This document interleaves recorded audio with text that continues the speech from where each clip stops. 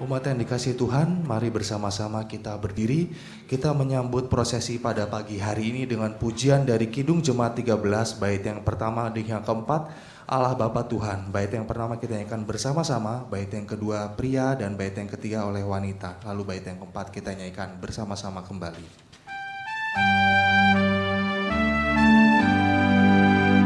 Allah Bapa Tuhan, dimuliakanlah nama-Mu.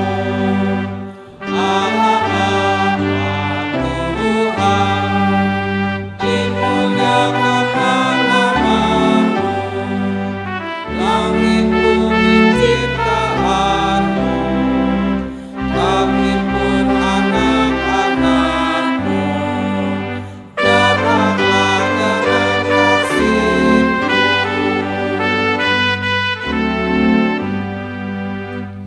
Yesus Kristus Tuhan, yang membawa keselamatan. Yesus Kristus Tuhan, yang membawa keselamatan. Lahir dalam dunia ini, mati tapi bangkit lagi. Kaulah juru selamat kami. Ya Kudus Tuhan, tolong kami lawan dosa. Ya Kudus Tuhan, tolong kami lawan dosa. Sucikanlah hati kami, berilah hidup yang sejati. Tinggallah bersama kami.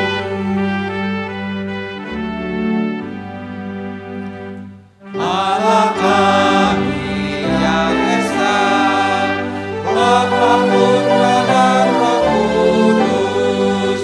Allah kami yang esa, Bapa, Putra, dan Roh Kudus. Kami datang menyembah-Mu, menghasilkan kuasa-Mu. Puji syukurlah padamu.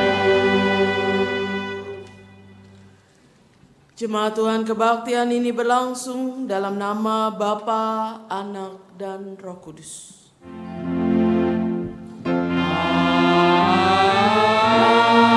Amin, amin, amin.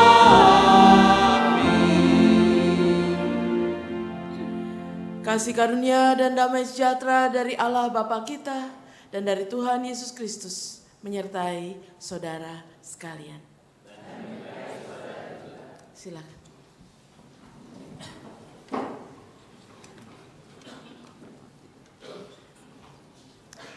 Jemaat yang dikasihi Tuhan, pada minggu pagi hari ini tema kita adalah jadilah penurut-penurut Allah. Di dalam warta jemaat sudah ditulis renungan untuk hari ini, dibedakan antara jadi penurut atau jadi penuntut Allah. Yang mana yang seringkali kita lakukan. Firman Tuhan dari Yakobus 3 ayat 17 mau mengatakan kepada kita bahwa yang menjadi penurut Allah itu berarti dia mendapat hikmat dari atas. Demikian firman Tuhan. Tetapi hikmat yang dari atas adalah pertama-tama murni. Selanjutnya pendamai, peramah, penurut, penuh belas kasihan, dan buah-buah yang baik, tidak memihak, dan tidak munafik. Demikianlah kita sambut dengan pujian sungguh indah alam.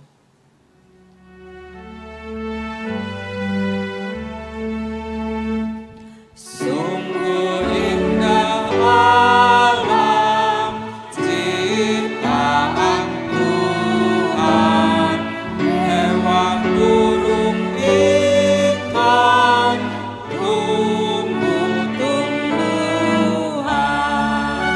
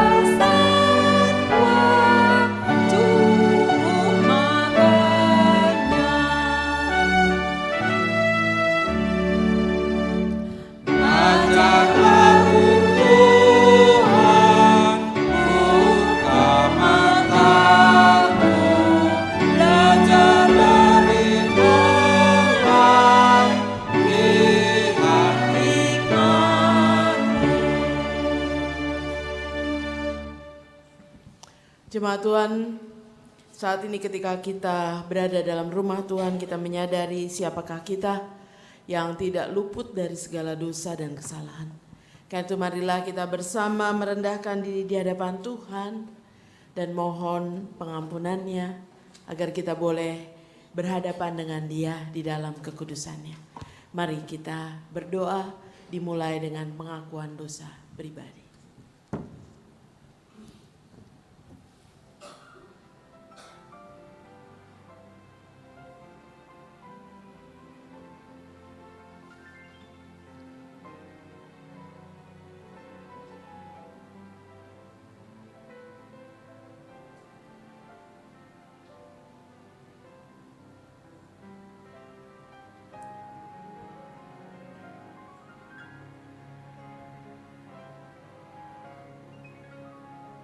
Ya Allah Bapa kami,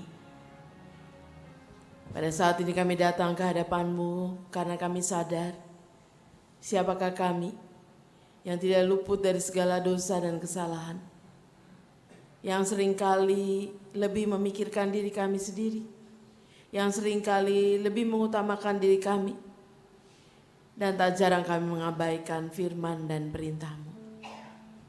Karena itu ya Bapa, kami sadar bahwa kami membutuhkan pengampunan, kami membutuhkan pemurnian daripada-Mu. Kami menyadari kami lemah, kami tidak mampu dengan kekuatan kami sendiri. Pada saat ini kami datang ke hadapan-Mu, kami mohon ampunilah kami ya Kristus, ampunilah kami ya Bapa. Biarlah Engkau yang boleh menyucikan kami dengan darah Kristus, sehingga kami boleh dimampukan untuk berhadapan dengan hadirat Tuhan yang kudus. Kami boleh dilayakkan dan kami boleh diberdayakan untuk memberlakukan firman Tuhan dalam kehidupan kami. Biarlah sukacita dan damai-Mu memenuhi hati kami. Dalam Kristus kami berdoa. Amin.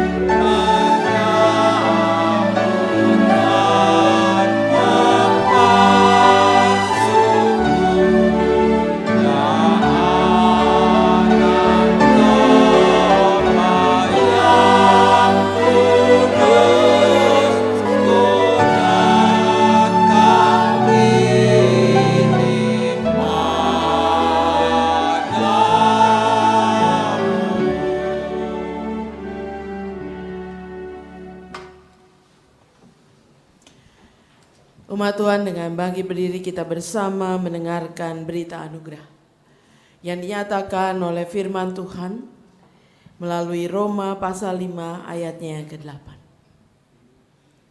Akan tetapi Allah telah menunjukkan kasih-Nya kepada kita oleh karena Kristus telah mati untuk kita ketika kita masih berdosa. Lebih-lebih karena kita sekarang telah dibenarkan oleh darah-Nya, kita pasti akan diselamatkan dari murka Allah. Demikianlah berita anugerah dari Tuhan.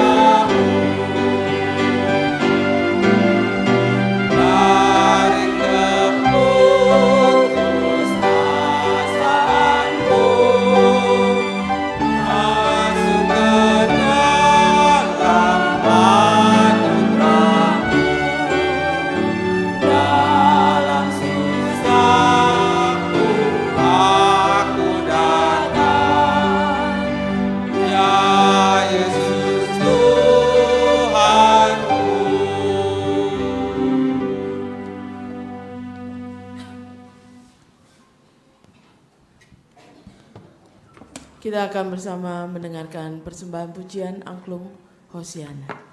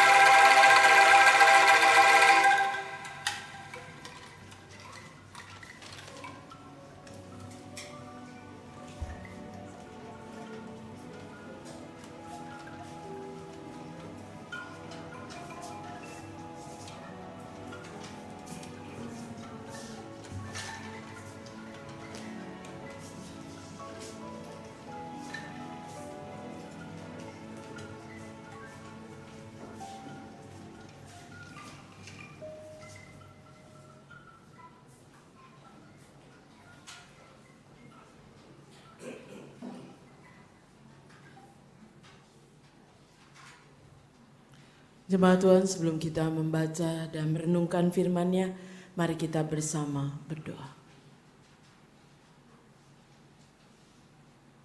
Kembali kami datang ke hadapan-Mu ya Allah Bapa kami. Kami boleh bersyukur karena Engkau senantiasa hendak mengingatkan kami melalui firman-Mu. Inilah saat di mana kami boleh mengarahkan hati dan pikiran kami kepadamu. Membiarkan Kau berbicara kepada kami. Namun saat ini ya Tuhan, kami membutuhkan karya Roh Kudus untuk boleh bekerja di dalam kami, meliputi kami dan menaungi kami. Agar kiranya siapapun kami saat ini, kami boleh disiapkan untuk menyambut firman-Mu. Biarlah sungguh setiap firman yang diberitakan boleh memenuhi relung hati kami. Boleh Kau meteraikan pada hati kami. Sehingga firman itu boleh menjadi terang bagi jalan kami dan pelita bagi kaki kami.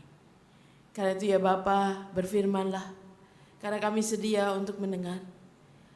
Dan biarlah Engkau sendiri yang memampukan kami untuk melakukannya dalam kehidupan kami sesehari. Berfirmanlah ya Tuhan melalui hamba-Mu. Biarlah sungguh hanya nama-Mu yang boleh dipermuliakan dan hanya bagi Tuhan puji-pujian dari sekarang sampai selama-lamanya. Dalam Kristus kami berdoa. Amin.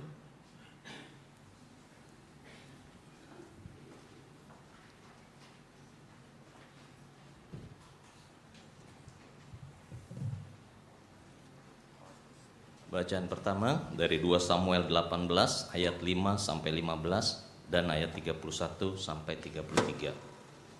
2 Samuel 18 ayat 5 sampai 15 dan ayat 31 sampai 33. Dan raja memerintahkan kepada Yoab, Abisai dan Itai demikian. Perlakukanlah Absalom orang muda itu dengan lunak karena aku. Dan seluruh tentara mendengar ketika raja memberi perintah itu kepada semua kepala pasukan mengenai Absalom. Lalu tentara itu maju ke padang menyerang orang Israel. Dan terjadilah pertempuran di hutan Efraim. Tentara Israel terpukul kalah di sana oleh orang-orang Daud. Dan pada hari itu terjadilah di sana pertumpahan darah yang dahsyat. 20.000 orang tewas. Kemudian pertempuran meluas dari sana meliputi seluruh daerah itu, dan hutan itu memakan lebih banyak orang di antara tentara dan pada yang dimakan pedang pada hari itu. Kebetulan Absalom bertemu dengan orang-orang Daud. Adapun Absalom menunggang Bagal. Ketika Bagal itu lewat di bawah jalinan dahan-dahan pohon tarbantin yang besar, tersangkutlah kepalanya pada pohon tarbantin itu, sehingga ia tergantung antara langit dan bumi, sedang Bagal yang dikendarainya berlari terus. Seseorang melihatnya lalu memberitahu Yoab, katanya, "Aku melihat Absalom tergantung pada pohon tarbantin." Yoab berkata kepada orang yang memberitahu kepadanya itu, "Apa? Jika engkau melihatnya, mengapa engkau tidak membanting dia ke tanah di tempat itu juga? Maka selayaknya aku memberi engkau 10 sikal perak dan 1 ikat pinggang." Tetapi orang itu berkata kepada Yoab, "Sekalipun aku mendapat 1000 sikal perak di telapak tanganku, takkan aku menjamah anak raja itu. Sebab di depan telinga kamilah raja memberi perintah kepadamu dan kepada Abisai dan kepada Itai. Katanya, lindungilah Absalom orang muda itu karena aku. Sebaliknya, jika aku mencabut nyawanya dengan khianat, tidak ada sesuatu pun yang tinggal tersembunyi kepada raja, maka engkau akan menjauhkan diri." Tetapi Yoab berkata, "Aku tidak mau membuang-buang waktu dengan kau seperti ini." Lalu diambilnyalah 3 lembing dalam tangannya dan ditikamkannya ke dada Absalom, sedang ia masih hidup di tengah-tengah dahan pohon tarbantin itu. Kemudian 10 bujang pembawa senjata Yoab mengelilingi Absalom lalu memukul dan membunuh dia. Ayat 31. Maka datanglah orang Etiopia itu. Kata orang Etiopia itu, "Tuanku raja mendapat kabar yang baik, sebab Tuhan telah memberi keadilan kepadamu pada hari ini dengan melepaskan tuanku dari tangan semua orang yang bangkit menentang tuanku." Tetapi bertanyalah raja kepada orang Etiopia itu, "Selamatkah Absalom orang muda itu?" Jawab orang Etiopia itu, "Biarlah seperti orang muda itu musuh tuanku raja dan semua orang yang bangkit menentang tuanku untuk berbuat jahat." Maka terkejutlah raja dan dengan sedih ia naik ke anjung pintu gerbang lalu menangis. Dan beginilah perkataannya sambil berjalan, "Anakku Absalom, anakku, anakku Absalom, kalau aku mati menggantikan engkau, Absalom, anakku, anakku. Demikianlah firman Allah.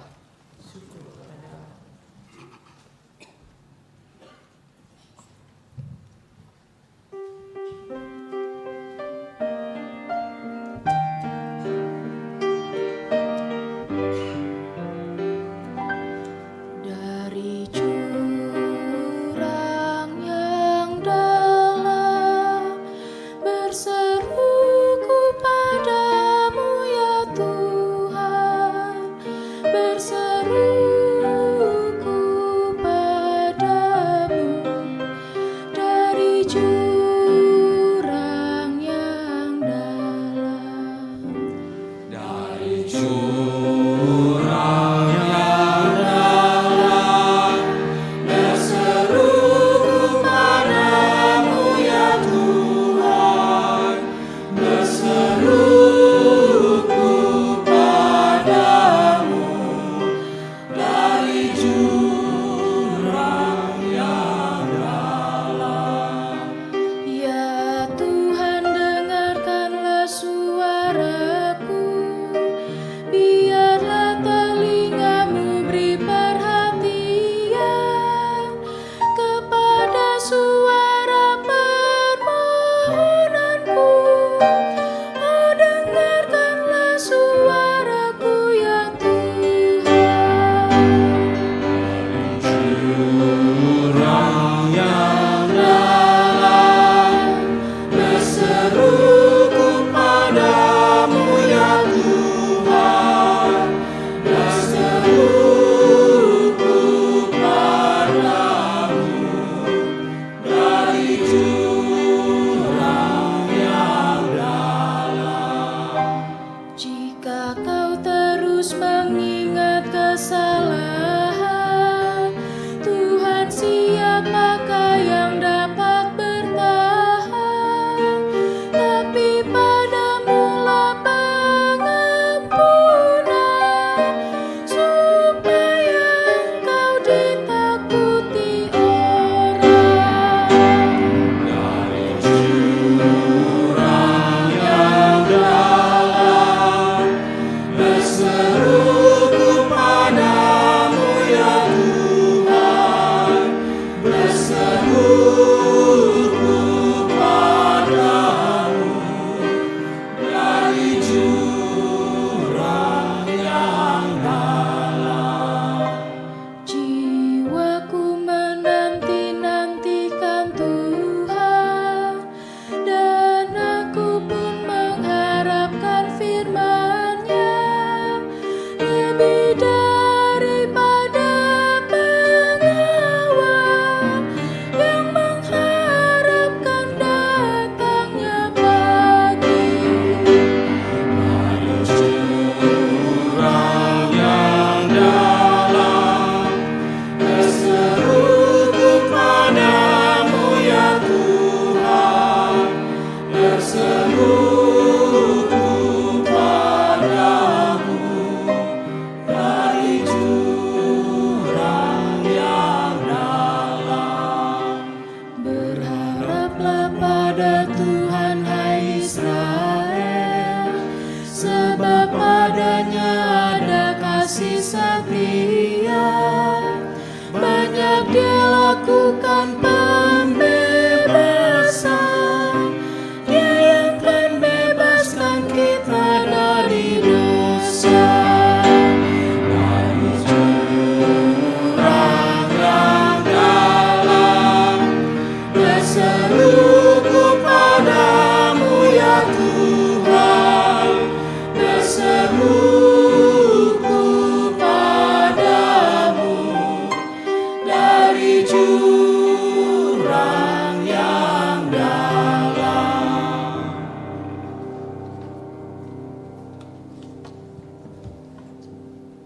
Bacaan kedua diambil dari Efesus 4 ayat 25 sampai Efesus 5 ayat 2. Karena itu buanglah dusta dan berkatalah benar seorang kepada yang lain. Karena kita adalah sesama anggota. Apabila kamu menjadi marah, janganlah kamu berbuat dosa. Janganlah matahari terbenam sebelum padam amarahmu. Dan janganlah beri kesempatan kepada iblis. Orang yang mencuri, janganlah ia mencuri lagi, tetapi baiklah ia bekerja keras dan melakukan pekerjaan yang baik dengan tangannya sendiri, supaya ia dapat membagikan sesuatu kepada orang yang berkekurangan. Janganlah ada perkataan kotor keluar dari mulutmu, tetapi pakailah perkataan yang baik untuk membangun, di mana perlu, supaya mereka yang mendengarnya beroleh kasih karunia. Dan janganlah kamu mendukakan Roh Kudus Allah, yang telah mementeraikan kamu menjelang hari penyelamatan. Segala kepahitan, kegeraman, kemarahan, pertikaian, dan fitnah hendaklah dibuang dari antara kamu. Demikian pula segala kejahatan. Tetapi hendaklah kamu ramah seorang terhadap yang lain, penuh kasih mesra, dan saling mengampuni, sebagaimana Allah di dalam Kristus telah mengampuni kamu. Sebab itu, jadilah penurut-penurut Allah seperti anak-anak yang kekasih, dan hiduplah di dalam kasih, sebagaimana Kristus Yesus juga telah mengasihi kamu dan telah menyerahkan dirinya untuk kita sebagai persembahan dan korban yang harum bagi Allah. Demikianlah firman Allah. Jemaat Tuhan, bacaan Injil diambil dari Injil Yohanes pasal 6 ayat 35 dan dilanjutkan 41 sampai dengan yang ke-51. Demikian.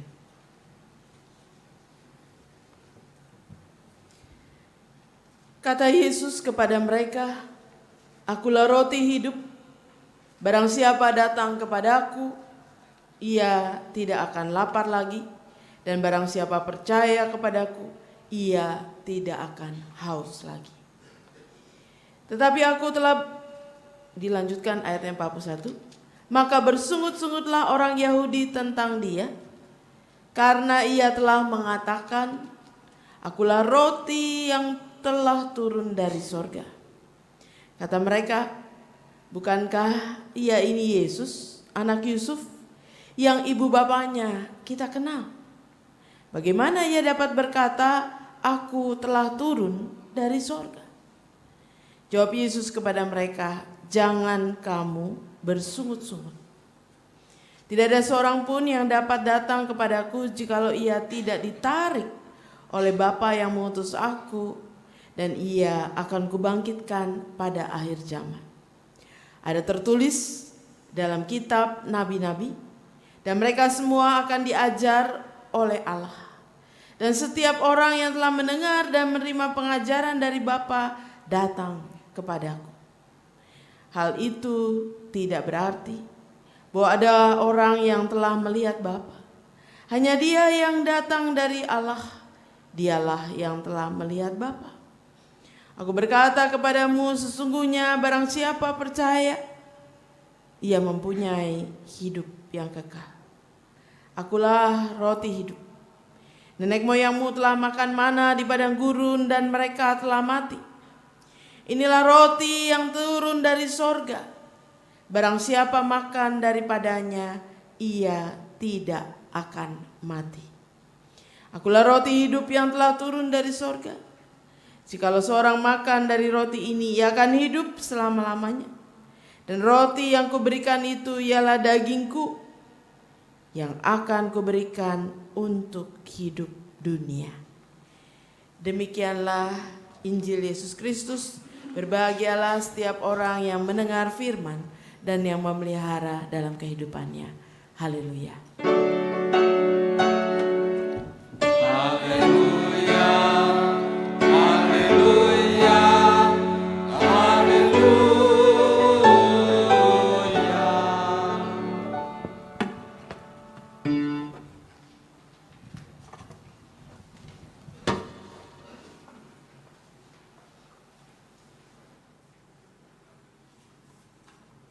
Saudara-saudara yang dikasihi oleh Tuhan, pernahkah suatu kali Anda melihat di suatu keramaian, mungkin di tempat yang umum, atau di mall, atau di toko, atau dimanapun, ada seorang anak yang nangis. Mungkin dia menginginkan sesuatu tetapi dia tidak mendapatkannya. Mungkin dia pengen beli sesuatu tetapi orang tuanya tidak membelikannya. Atau mungkin dia punya keinginan tapi orang tuanya juga tidak jelas dia maunya apa. Kemudian dia ngamuk, puter-puter di lantai sambil teriak-teriak dan menangis dengan keras. Anak-anak yang mungkin tidak jelas maunya apa, atau mungkin tidak terpuaskan keinginannya, dan kemudian menunjukkan di depan orang banyak bahwa saya sedang protes, ya, saya protes keras, dan tentunya akan juga sedikit mempermalukan orang tuanya, karena ternyata orang tuanya tidak bisa menghandle anaknya, dan di depan publik dia menunjukkan, mempertontonkan kekesalannya. Ataukah saudara-saudara, Anda seringkali melihat anak yang duduk manis, ya, duduk manis di ruang kebaktian, ikut kebaktian umum, bisa duduk tenang, tidak mondar-mandir, tidak jalan-jalan, duduk manis sampai selesai, tenang-tenang saja, dan betul-betul menjadi anak yang manis. Dulu waktu anak saya kecil, saya punya 2 anak laki-laki.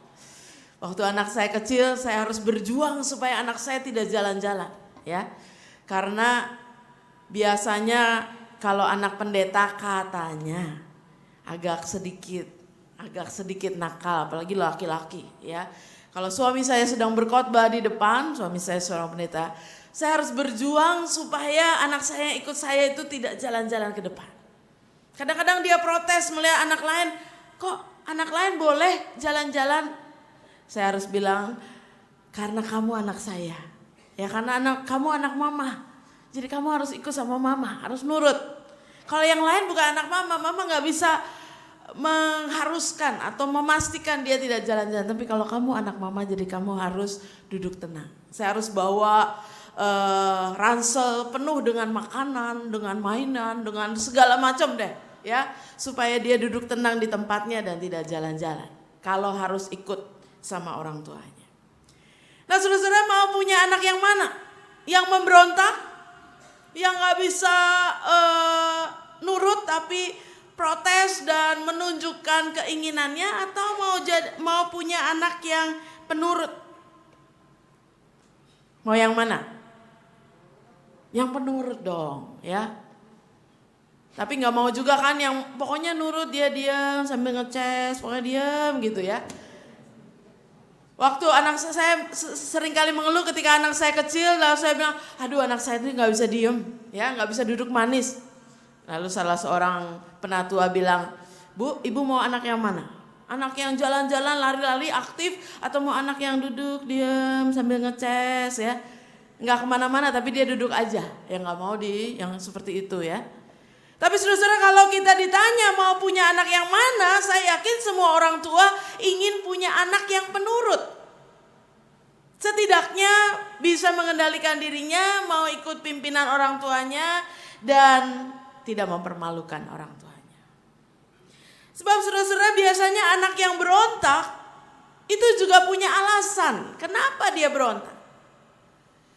Anak yang memberontak pada orang tuanya bukan tanpa alasan biasanya.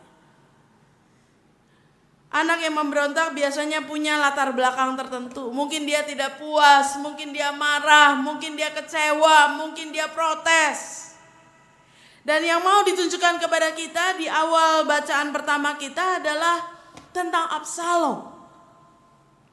Saudara-saudara, Absalom adalah anaknya Daud. Tapi kita membaca dalam bagian kita bahwa Absalom justru berseteru dengan Daud. Bahkan yang mati adalah lebih dari 20.000 orang.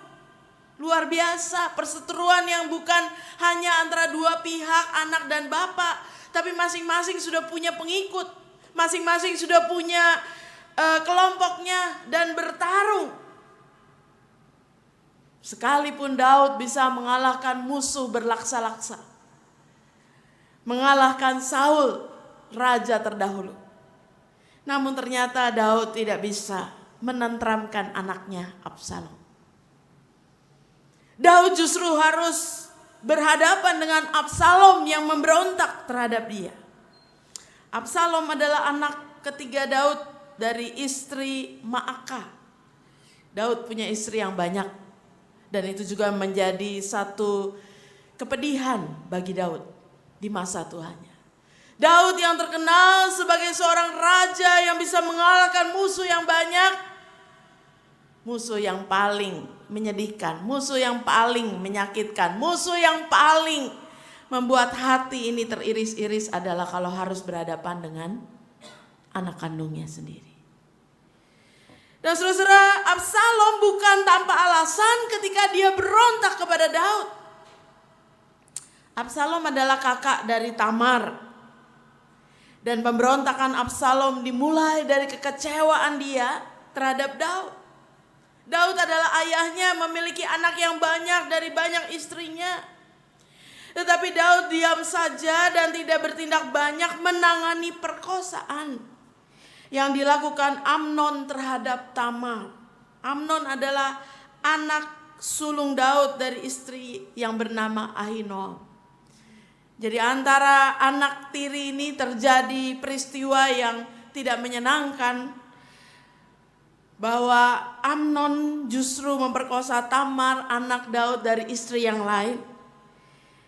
Dan itu sangat menggelisahkan hati Absalom. Absalom berharap bahwa Daud akan bertindak tegas terhadap Amnon anaknya. Absalom berharap bahwa Daud akan adil menangani persoalan di antara anak-anaknya. Tapi yang terjadi adalah Daud tidak berbuat apa-apa. Dia tidak menghukum Amnon. Dan itulah yang membuat Absalom kecewa sebagai anak dari Daud. Absalom kecewa. Dia menunggu 2 tahun lamanya sampai Daud melakukan sesuatu. Tapi ketika Daud tidak melakukan apa-apa, akhirnya ia membunuh Amnon, sang pemerkosa adik tirinya itu, lalu melarikan diri dari Daud. Mulai saat itulah Absalom berperang melawan Daud. Absalom berontak dan dia tidak hanya sendiri, tapi dia membawa pengikutnya untuk melawan Daud dan tentaranya. Saudara-saudara, bisa dibayangkan ini adalah persoalan yang rumit, kompleks, dan muncul di tengah keluarga. Seorang anak yang berontak kepada ayahnya karena dia merasa ayahnya tidak berlaku adil. Ayahnya tidak melakukan hal yang seharusnya dia lakukan. Dan itu menimbulkan kepedihan yang amat sangat.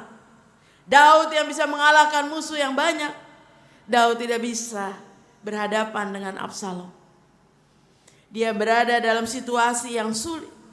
Itulah sebabnya yang berhadapan dengan Absalom adalah panglimanya Yoab, panglima perangnya, yang kemudian berusaha untuk menundukkan Absalom. Dan saudara-saudara, dalam bagian bacaan kita disebutkan bahwa akhirnya justru Absalom mati karena rambutnya yang panjang itu tersangkut pohon, dan kemudian dia ditikam oleh Yoab. Dan Daud, tidak ada seorang pun yang memberitahu kepada Daud tentang kematian anaknya. Mungkin semua orang takut karena sejak semula Daud mengatakan, berhati-hatilah dengan orang muda itu. Dia tidak menyebut anaknya, tapi dia menyebut dengan sebutan orang muda itu. Jangan terlalu bersikap keras dengan orang muda itu. Itu berarti sebagai seorang ayah dia juga ingin melindungi anaknya.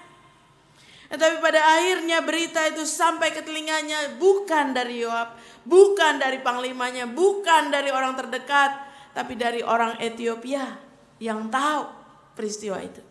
Yang bahkan mensyukuri supaya matilah semua musuh yang menentang Daud seperti yang dilakukan orang muda itu. Tapi ketika Daud mendengarnya, dia tidak lagi menyebut orang muda, tapi dia mengatakan, anakku Absalom, anakku Absalom. Dia menangisi kematian anaknya. Saudara-saudara, yang mau ditunjukkan dalam bagian bacaan kita, bagaimana seorang ayah tidak mampu bersikap adil dan menimbulkan kekecewaan dalam hati anaknya sehingga anaknya itu memberontak. Kalau mau ditanya siapa yang salah? Siapa yang memulai? Ada banyak jawaban yang bisa disebutkan. Ini bukan soal siapa yang salah, siapa yang memulai, tapi ini mau menunjukkan bahwa pemberontakan seringkali muncul bukan di tempat yang jauh, tapi di tengah keluarga. Ada berapa banyak orang tua yang seringkali menyimpan perasaan tidak menyenangkan terhadap anaknya. Ada berapa banyak anak yang seringkali memberontak, cenderung pergi jauh, pindah kota, tidak pernah pulang, tidak pernah mengabari karena dia punya rasa sakit hati pada orang tua. Dan saudara-saudara, betapa sulit kita menghadapi orang yang memberontak ketika kita tahu bahwa ada alasan di baliknya. Saya yakin semua orang ingin punya anak yang penurut, anak yang adaptif, anak yang bisa menunjukkan sikap seperti yang kita harapkan. Tapi ternyata tidak mudah membentuk, mendidik anak-anak kita untuk menjadi anak-anak yang penurut. Dan Efesus 4 mengajak kepada kita mengatakan, sebab itu jadilah penurut-penurut Allah seperti anak-anak yang kekasih. Kita melihat dalam kehidupan kita bahwa mudah sekali seorang anak memberontak terhadap ayahnya. Mudah sekali seorang anak protes terhadap orang tuanya. Tetapi justru dalam kehidupan kita, dalam kehidupan iman kita dan kerohanian kita, saudara dan saya diajak untuk menjadi penurut-penurut Allah. Artinya orang-orang yang menurut kepada perintah Allah, menurut kepada firman Allah. Saudara-saudara, anak tidak mungkin begitu saja menjadi anak yang penurut. Anak tidak mungkin begitu saja menjadi anak yang manis. Bagaimana kita menjadi penurut Allah tidak seketika saja terjadi. Tetapi firman Tuhan mengatakan, kalau kita membaca ayatnya yang kedua dikatakan dari Efesus 5, hiduplah dalam kasih sebagaimana Kristus Yesus telah mengasihi kamu dan telah menyerahkan dirinya untuk kita sebagai persembahan dan korban yang harum bagi Allah. Ada dasarnya mengapa Allah mengatakan jadilah penurut-penurut Allah. Sebab Kristus telah mengasihi kita dan telah menyerahkan dirinya sebagai korban penghapus dosa bagi saudara dan saya. Sebelum kita mengenal apa itu kasih, Kristus telah menunjukkan kasih-Nya kepada kita. Sebelum kita mampu membalas kasih Allah ketika kita mungkin masih hidup dalam pemberontakan kita, Kristus sudah lebih dulu mengasihi kita. Itulah mengapa beralasan ketika dikatakan jadilah penurut-penurut Allah. Karena Kristus sudah berkorban bagi kita. Kristus sudah menyerahkan nyawanya bagi kita. Kristus sudah mati bagi kita. Itulah sebabnya Kristus memanggil kita untuk menjadi penurut-penurut Allah. Dan di dalam Yohanes 6 yang tadi kita baca, Yesus menjelaskan dengan tegas dengan gambaran yang lain, aku adalah roti hidup. Roti yang menghidupkan. Saudara-saudara, roti bukan sekedar roti bretok atau Diana roti atau Tan Ek Chuan, nggak tahu roti apa yang Anda suka, ya. Roti yang kalau kita makan sebentar lagi kita akan lapar lagi. Sebab kelaparan di tengah dunia ini ada dua, lapar jasmani dan lapar rohani. Lapar akan kebenaran. Roti yang biasa saja adalah roti yang membuat sebentar kenyang, setelah kita makan lapar lagi. Tadi pagi sudah makan roti, sebentar siang Anda mikir lagi, saya harus makan apa? Itu berarti roti itu tidak mengenyangkan. Roti itu cuma sementara saja. Dan Yesus mengatakan, aku adalah roti hidup. Roti yang menghidupkan. Sebab roti hidup itulah yang akan mengenyangkan lapar rohani kita. Sebab manusia hidup bukan dari roti saja, tapi dari setiap firman yang keluar dari mulut Allah. Saudara dan saya diajak untuk memandang Yesus sebagai roti hidup yang menghidupkan kita, yang membuat kita mengalami kepuasan, mengalami damai sejahtera, mengalami kenyamanan dan keamanan di dalamnya. Oleh karena Dia memberikan dirinya bagi kita, bahkan Dia menjamin hidup yang kekal bagi kita. Roti hidup, sebab roti itu akan memuaskan melepaskan kita dalam kehidupan kita, sebab roti itu akan membuat kita tidak ragu-ragu, tidak bimbang akan masa depan kita, karena roti itu akan memberikan kehidupan sampai kehidupan kekal. Dan oleh karena itu ketika dikatakan jadilah penurut Allah, apalagi yang kurang? Apalagi yang belum Allah berikan bagi kita. Saudara dan saya diajak, Kristus sudah memberikan dirinya sebagai roti hidup. Dia sudah dipecah-pecah tubuhnya untuk menghidupkan kita, tidak hanya di dunia ini, bahkan sampai kekekalan. Dan sudah sepantasnya dikatakan jadilah penurut Allah. Karena dia sudah melakukan sesuatu yang besar, yang agung bagi kita.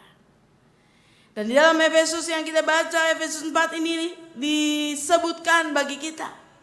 Kalau mau menjadi penurut Allah itu bagaimana caranya? Kalau mau jadi penurut Allah itu seperti apa cirinya? Bahwa saya adalah anak yang penurut, bukan anak yang memberontak. Dengan jelas disebutkan dari bacaan kita, ciri-ciri sebagai anak yang penurut adalah anak yang hidup sesuai dengan firman Tuhan. Anak yang mencerminkan siapa Tuhan kita. Dikatakan dalam bacaan kita, buanglah dusta, berkatalah benar. Sebab kebenaran itu menjadi sangat penting. Sebab Yesus mengatakan, akulah jalan dan kebenaran dan hidup. Dia adalah kebenaran. Dan kalau dia menuntut kita untuk menurut dengan cara melakukan kebenaran, karena kita harus hidup sepadan dengan dia. Kita harus hidup serupa dengan dia dan mencerminkan kebenarannya. Kebenaran bukan soal pilihan. Apakah saya mau melakukan kebenaran atau tidak. Tapi kebenaran adalah suatu tuntutan dan kewajiban sebagai orang-orang yang mengaku dirinya anak-anak Allah. Di tengah kehidupan dunia ini yang sangat gelap, yang seringkali sulit mencari orang yang benar. Hanya sedikit yang terlihat benar di tengah yang banyak yang tidak benar. Bagi saudara dan saya pilihannya bukan ikut ini atau ikut itu. Tapi dikatakan buanglah dusta dan berkatalah benar. Berlakulah benar. Saudara dan saya diajak sebagai penurut-penurut Allah untuk memunculkan kebenaran itu dalam hidup kita. Sebab Allah kita adalah Allah yang benar. Salah satu contohnya adalah kalau engkau marah, janganlah kamu berbuat dosa. Janganlah matahari terbenam sebelum padam amarahmu. Dan jangan beri kesempatan kepada iblis. Saudara dan saya diajak sebagai orang yang benar, tidak menyimpan amarah itu, tetapi sungguh-sungguh menyelesaikannya. Sungguh-sungguh membawanya kepada Tuhan supaya hari kita tidak dipenuhi dengan amarah, apalagi dendam dan segala perkara-perkara yang tidak berkenan di hadapan Tuhan. Saudara-saudara, berapa lama kita marah? Adakah yang marahnya lebih dari matahari terbenam? Banyak. Saya katakan banyak. Ada banyak keluarga yang hubungannya dingin, yang hubungannya kaku. Kenapa? Saya ingat kata-katanya. Saya pernah bertemu dengan seorang ibu yang ingin share dalam salah satu pembinaan. Dan ibu itu mengatakan, ibu ini udah tua, usianya udah kepala 5 atau 6. Dan dia mengatakan, Bu, tidak tahu bagaimana, tapi saya tetap menyimpan kemarahan kepada mertua saya. Dulu waktu saya mau menikah, mertua saya sangat menentang saya. Dan saya berjanji, saya punya tekad, kalau nanti mertua saya sudah tua, saya tidak akan urus dia. Oh, dia bisa mengatakan dengan lantang di depan orang banyak, dia tidak malu untuk mengatakannya.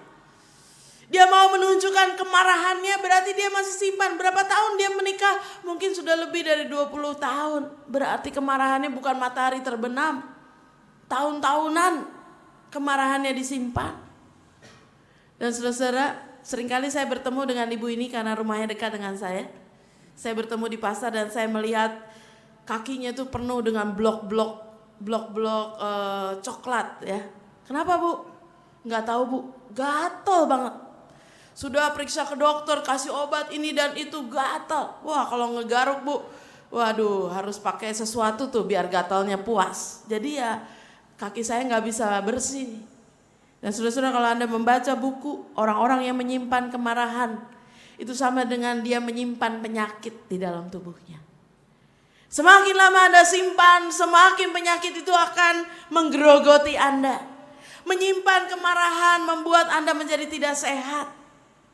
Karena Anda akan berpikir, wah lihat mukanya, ingat namanya, waduh ingat kata-katanya, udah terulang lagi. Yang terjadi adalah Anda, orang yang mengampuni orang lain sebetulnya adalah orang yang akan membuat dirinya tidak berada dalam keadaan kesulitan. Mengampuni bukan hanya baik untuk yang diampuni, tapi mengampuni juga sangat baik untuk orang yang mengampuni. Kenapa? Anda tidak menyimpan kesalahan orang lain dalam diri Anda. Karena itu akan menimbulkan efek yang bahkan akan menimpa fisik Anda. Ada seorang dokter yang menulis buku dengan judul Emosi yang Mematikan. Dia mengatakan 75% bahkan sampai 85% pasien yang datang ke ruangan saya adalah pasien yang mengeluh secara fisik padahal sumbernya bukan dari fisik. Sumbernya dari pikiran, sumbernya dari perasaan, sumbernya dari amarah, sumbernya dari emosi, sumbernya dari rasa marah, rasa dengki, rasa dendam. Dan itu menyebabkan dirinya sendiri akan mengalami sakit. Saudara-saudara, Pendeta Kun tadi pernah mengatakan, mengampuni itu memang tidak gampang. Mengampuni itu tidak mudah. Ngomongnya gampang, melakukannya sulit. Begitu berdoa ingat namanya langsung terbayang ya. Kata-katanya, tindakannya, peristiwanya ya. Yesus saja mengatakan mengampuni itu harus berapa? 70 kali 7. Berapa itu? 490. Berarti kemana-mana kita harus bawa notes ya. Wah kamu udah melakukan 250 kali. Masih ada kesempatan kalau dikurangi ini masih ratusan ya. Berarti kita harus bawa notes. Pendeta Kun tadi mengatakan mengampuni itu seperti belajar naik sepeda. Siapa yang gak pernah belajar naik sepeda? Berarti dia takut jatuh.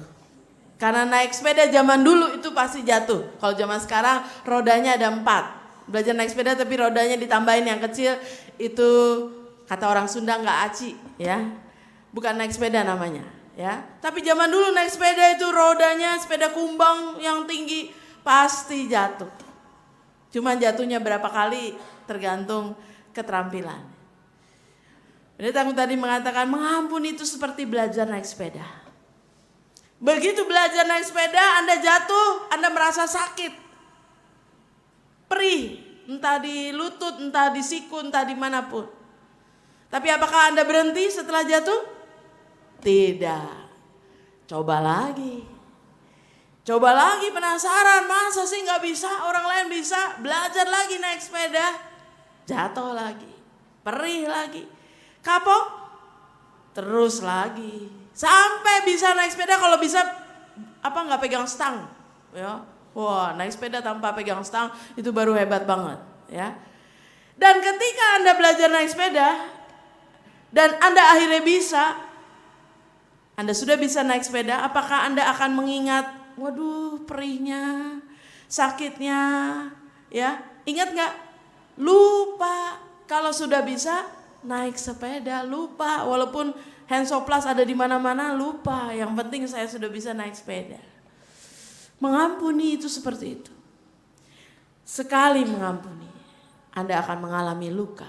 Udah diampuni orangnya makin sebelin, ya orangnya makin nyebelin, ya. Wah, Anda terluka. Begitu terluka, ampuni lagi, dan lagi. Berapa kali? Sampai kau tidak ingat menghitungnya. Karena kau sudah mengampuni berkali-kali. Saudara-saudara, menjadi penurut Allah adalah orang-orang yang dipenuhi dengan kasih. Dan orang-orang yang dipenuhi dengan kasih adalah orang yang tidak menyimpan kemarahan, tetapi orang yang mampu mengampuni, orang yang tidak berkata-kata yang kotor, tetapi berkata-kata yang membangun, orang yang penuh dengan keramahan, orang yang penuh dengan kasih mesra, sebagaimana Allah telah menunjukkannya kepada kita. Saudara dan saya dipanggil, jadilah penurut-penurut Allah. Di warta ini ada satu tulisan mengatakan, seringkali kita bukan menjadi penurut Allah, tetapi kita menjadi penuntut Allah. Nuntut, Allah kan harusnya begini, Tuhan harusnya begini. Itu sangat bertentangan dengan firman Tuhan. Firman Tuhan mengatakan, jadilah penurut, bukan menjadi anak yang memberontak, anak yang menuntut. Karena apa? Karena Kristus sudah menunjukkan kasih-Nya yang besar satu kali untuk selama-lamanya. Saudara dan saya diajak lakukan apa yang Tuhan ingin kita lakukan dalam hidup kita. Do it. Action. Tidak hanya berbicara saja tapi lakukan. Menjadi orang-orang yang penuh dengan kasih, menjadi orang-orang yang penuh dengan kebenaran, maka terang Kristus akan terpancar melalui kehidupan kita. Saudara dan saya diajak mempengaruhi dunia ini melalui apa yang kita bisa lakukan. Tuhan tidak minta yang banyak, tapi Tuhan minta lakukan mulai dari diri kita sendiri. Mulai dari hal yang kecil, berkata-kata tidak kotor, berkata-kata yang membangun, tidak berdusta tetapi berkata benar, sampai perkara yang besar, mengampuni orang lain karena Kristus sudah mengampuni kita. Dan Tuhan minta kita memulainya sesegera mungkin, mulai dari sekarang. Start small, start now, start with yourself. Mulai dari diri kita sendiri. Saudara dan saya, kalau dunia ini dipenuhi dengan orang-orang Kristen yang sekalipun jumlahnya masih minoritas, tapi kalau tiap orang melakukan dengan setia kasih yang Tuhan tunjukkan, dunia ini akan berubah. Ketika orang bersikap ramah, welcome orang lain. Ketika orang menyambut setiap orang sebagaimana Kristus menyambutnya, maka kehidupan gereja Tuhan akan semakin bertumbuh. Saudara dan saya dipanggil bukan menjadi orang yang menuntut, memberontak, tapi menurut kepada Allah. Tidak ada alasan untuk kita memberontak, karena Kristus sudah menunjukkan kasih-Nya yang besar. Amin.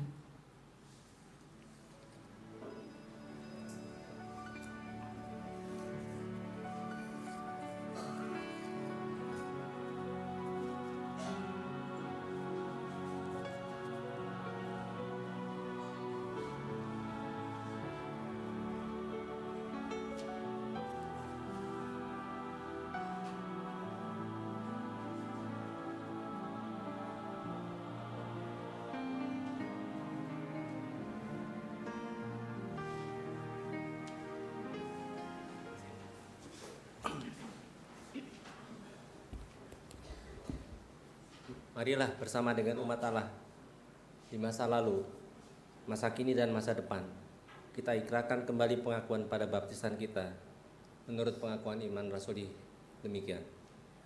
Aku percaya kepada Allah, Bapa yang Maha Kuasa, Khalik langit dan bumi, dan kepada Yesus Kristus, Anak yang tunggal Tuhan kita, yang dikandung daripada Roh Kudus, lahir dari darah Maria, yang menderita sengsara di bawah pemerintahan Pontius Pilatus, disalibkan, mati dan dikuburkan, turun dalam kerajaan maut. Pada hari yang ketiga, bangkit pula dari antara orang mati, naik ke surga, duduk di sebelah kanan Allah, Bapa yang Maha Kuasa. Dan dari sana yang akan datang untuk menghakimi orang yang hidup dan yang mati.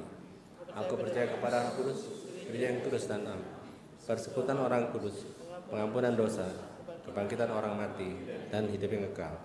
Amin.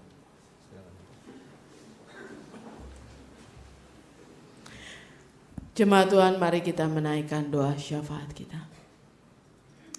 Ya Allah Bapa kami boleh bersyukur bahwa Engkau adalah Allah yang senantiasa mau menunjukkan kasih-Mu kepada kami. Ajarlah kami ya Tuhan, baik sebagai pribadi, sebagai keluarga, sebagai jemaat Tuhan, sebagai anggota masyarakat di tengah dunia ini. Kami boleh menjadi orang-orang yang disebut penurut Allah. Biar Tuhan menolong kami, supaya kami boleh mempraktekannya di tengah kehidupan keluarga, di tengah orang-orang terdekat kepada kami, supaya kami mampu menunjukkan kasih kami yang besar, dan juga bahkan di tengah masyarakat yang luas ini. Pakailah kami sesuai dengan profesi kami, sesuai dengan panggilan kami, sesuai dengan aktivitas dan kegiatan kami, dimanapun kami berada. Kami boleh menjadi terang Tuhan yang menerangi dunia ini. Biarlah Tuhan sendiri yang boleh menuntun kami dalam keseharian kami, supaya kami tahu bagaimana kami boleh memberlakukan kebenaran dan kasih-Mu dengan semangat yang menyala-nyala. Kami juga berdoa bagi mereka yang sakit, terbaring di rumah dan di rumah sakit. Mereka yang membutuhkan jamahan tangan Tuhan, yang membutuhkan pemulihan daripada Tuhan. Biarlah Tuhan boleh membasuh mereka dengan bilur-bilur-Mu, sehingga mereka boleh dipulihkan, disehatkan, dan dikuatkan.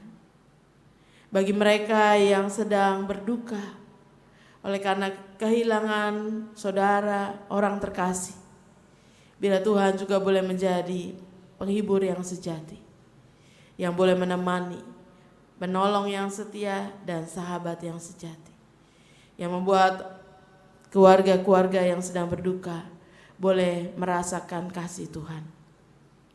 Kami juga berdoa ya Bapa untuk segala kegiatan yang akan dilakukan di GKI Kafling Polri ini, baik dalam rangka spiritualitas jemaat maupun dalam rangka hubungan dengan masyarakat dan orang-orang sekitar kami. Pakailah ya Tuhan, baik majelis jemaat dan seluruh jemaat dan simpatisan untuk boleh menyatukan hati, menyatukan visi untuk membangun kehidupan gereja Tuhan yang boleh berdampak di tengah masyarakat. Tuhan sendiri yang boleh campur tangan, biarlah segala suatu tantangan dan hambatan yang dihadapi boleh dilewati oleh karena pertolongan yang daripada Tuhan. Kami juga berdoa ya Tuhan untuk bangsa dan negara kami. Kami yakin dan percaya Tuhan mengasihi bangsa ini, dan Tuhan tidak tinggal diam untuk tetap boleh campur tangan untuk merubah kehidupan bangsa ini menjadi bangsa yang besar, bangsa yang takut akan Tuhan, bangsa yang boleh menjunjung tinggi kemanusiaan, keadilan, sehingga boleh mendatangkan kesejahteraan. Karena itu pakailah pemimpin bangsa kami, baik Presiden Jokowi maupun jajarannya, untuk boleh tetap mampu bersikap benar, mampu melakukan terobosan-terobosan yang mengarah pada segala hal yang selama ini mungkin tidak terjamah, tidak diurus dengan baik. Biar ya Tuhan berikan padanya keberanian dan kemampuan untuk boleh menyatukan kekuatan di tengah kelompok bangsa ini, supaya bangsa ini boleh bergerak menjadi bangsa yang lebih baik, lebih sejahtera, lebih aman, lebih makmur, dan lebih menjadi berkat bagi dunia ini. Kami mau menyerahkan ya Tuhan segala pergumulan-pergumulan pribadi kami yang tak terkatakan, yang ada dalam hati kami, baik mengenai diri sendiri, baik mengenai keluarga, mengenai masa depan, mengenai segala hal yang khusus. Biarlah Tuhan yang mengenal satu persatu. Tuhan juga yang boleh campur tangan untuk mendatangkan kebaikan bagi kehidupan setiap kami. Karena itu kami menyerahkan diri kami, keluarga kami, jemaat kami, bangsa kami, bahkan dunia ini, hanya di dalam nama Tuhan kami Yesus Kristus. Dan kami akan tutup dengan pujian doa Bapa kami. Bapa kami yang ada di sorga, dikuduskanlah nama-Mu, datanglah kerajaan-Mu, jadilah kehendak-Mu di bumi seperti di sorga.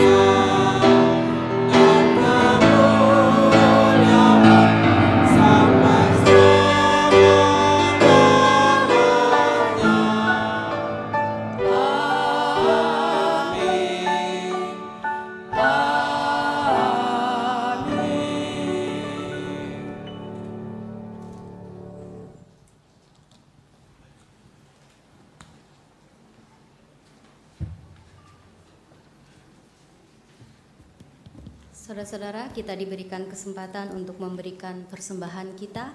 Nas persembahan kita kali ini adalah Mazmur pasal 96 ayat 8 demikian. Berilah kepada Tuhan kemuliaan namanya, bawalah persembahan dan masuklah ke pelatarannya. Mari kita sambut nas persembahan ini dengan menyanyikan Kidung Jemaat 288, bait 1 sampai dengan 4 kita nyanyikan bersama-sama, sementara kantong kolekte diedarkan pujian berupa instrumentalia.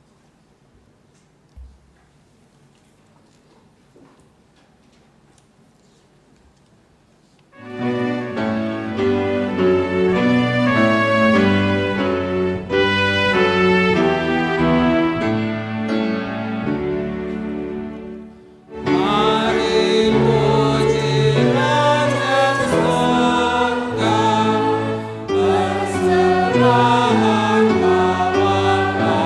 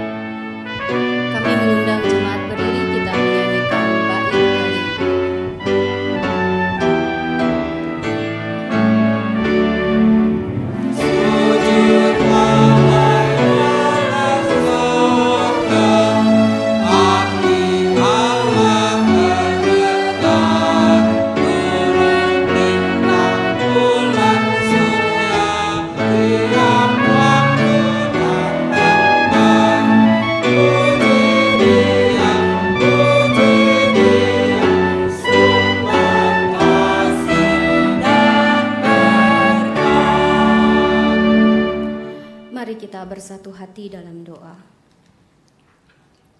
Terpujilah Engkau ya Tuhan Allah Bapa, Engkaulah segala kehormatan, keagungan, dan kekayaan. Biarlah kemurahan hati-Mu mengajarkan kami untuk dapat bermurah hati terhadap sesama kami. Demikian juga gereja-Mu, kiranya Engkau menolong kami, memimpin kami untuk dapat menyalurkan berkat-Mu seturut dengan kehendak-Mu. Di dalam nama Tuhan kami Yesus Kristus kami berdoa. Amin.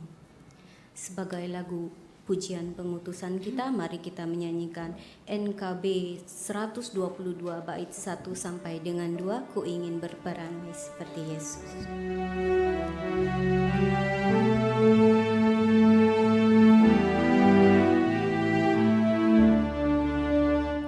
Ku ingin berperangai laksana Tuhanku, lemah lembut dan lemah dan manis sudiku.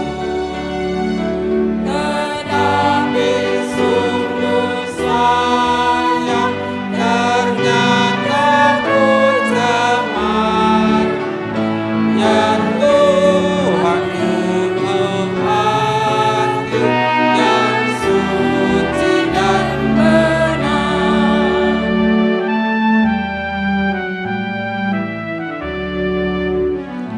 Ku ingin ikut Yesus mencontoh kasih-Nya, menghibur orang susah, menolong yang lemah. Tetapi sungguh sayang, ternyata ku cemar. Ya Tuhan itu hati yang suci dan benar. Jemaat Tuhan, arahkan hatimu kepada Tuhan. Jadilah saksi Kristus. Terpujilah Tuhan. Pergilah dengan sejahtera, jadilah penurut-penurut Allah, dan terimalah berkat Tuhan. Tuhan memberkati engkau dan melindungi engkau. Tuhan menyinari engkau dengan wajah-Nya dan memberi engkau kasih karunia. Tuhan menghadapkan wajah-Nya kepadamu dan memberi engkau damai sejahtera.